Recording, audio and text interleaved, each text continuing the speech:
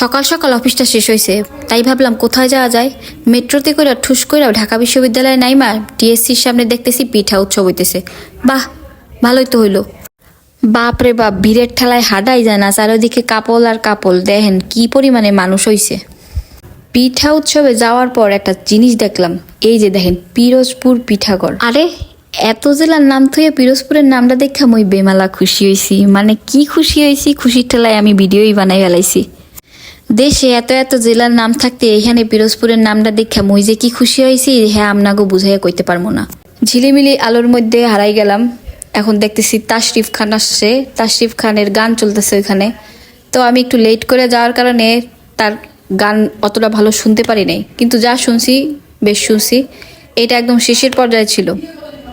পিঠা উৎসবে ভাবছি পিঠাই উঠবে, কিন্তু পিঠার থেকে অন্যান্য জিনিস বেশি উঠছে। আর সব জিনিসপত্রের যে এত দাম। এই যে সুন্দর সুন্দর কয়টা চুড়ি কিনছি, আর অফারে কয়টা নুডলস ছিল, একটা হচ্ছে চাউমিন আর একটা হচ্ছে নুডলস। ও হ, মুই কিন্তু আর একটা আচার কিনছিলাম। তো আজকের মতো টাটা।